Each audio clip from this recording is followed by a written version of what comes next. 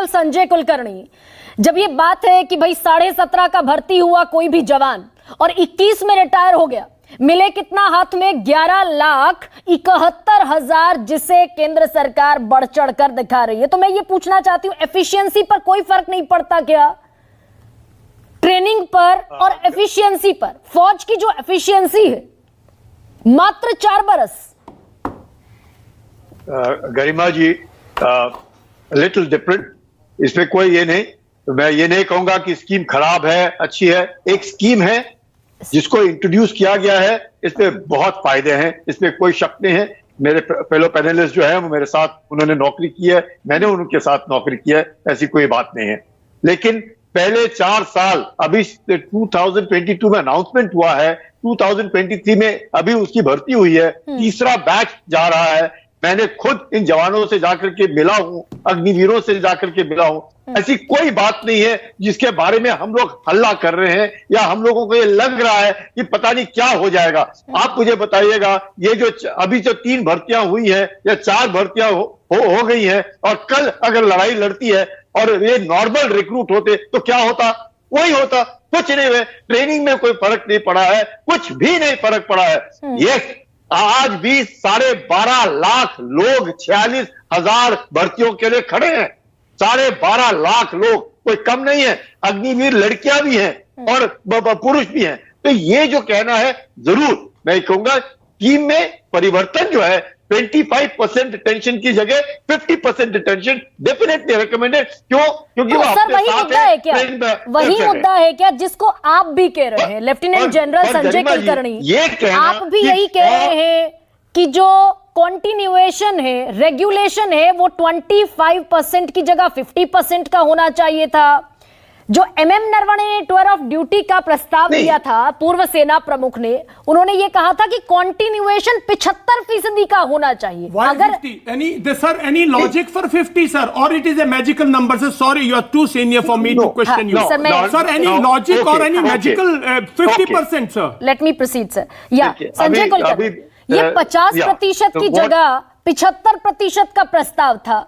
सिर्फ आर्मी के लिए प्रस्ताव था, नेवी एयरफोर्स के लिए सेना की रिकमेंडेशन नहीं थी। सर यहाँ पे एक संदेह पैदा होता है क्या कि अगर सेना की तरफ से कोई जरूरत नहीं थी, उन्होंने कोई ऐसी रिपोर्ट नहीं दी थी, तो ये एक तरफा फैसला कर लिया सरकार ने? ये सवाल तो वाजिब है।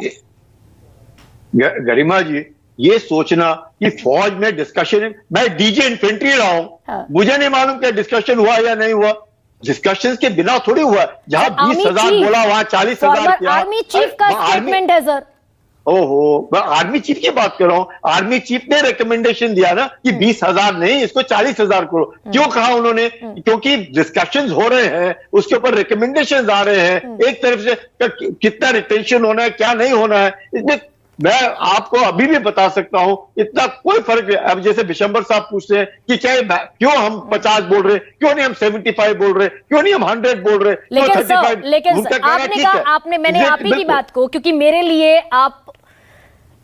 ऑनर है to be seated with you all और प्राउड फौजीज। लेकिन मैं ये सवाल पूछ रही हूं सर आपसे, एक सेकेंड सर, मैं ये सवाल पूछ रही हूं कि ये जो टूर ऑफ ड्यूटी प्रपोजल था, ये एयरफोर्स के लिए नहीं था, नेवी के लिए नहीं था, सिर्फ आर्मी के लिए था। एयरफोर्स में और नेवी में टेक्निकलिटीज ज्यादा होती हैं, जिनकी ट्रेनिंग में ज्यादा वक्त लगता है। लेकिन जब सरकार ने इसे एयरफोर्स और नेवी में भी इंड्यूस कर दिया, तब सवाल उठे क्या? ये सवाल वाजिब है क्या?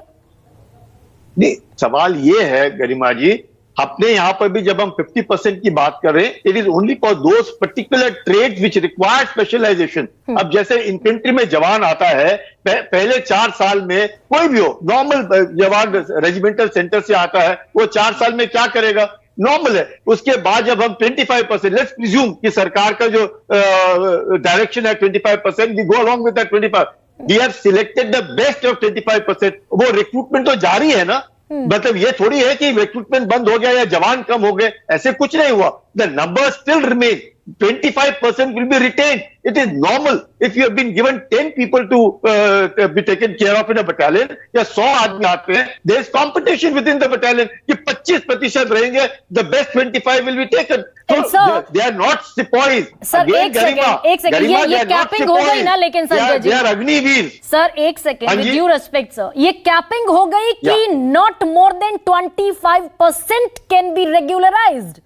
अगर आपके पास, मैं तो ये कहती हूं कि जिस प्रोसेस से गए, जिस ट्रेनिंग से गए, वो सारे काबिल हैं, पर मजबूरी में क्योंकि 25% की कैपिंग है तो 75% को बाहर आना पड़ेगा. If they are not willing to come out. Even I am a short service officer. I also joined the army for 5 years. Only 25% of us were retained. 75% have left the army. Some among them have become the defense secretaries, earned Sena medal also and have left. That doesn't mean कि नहीं हो सकता है.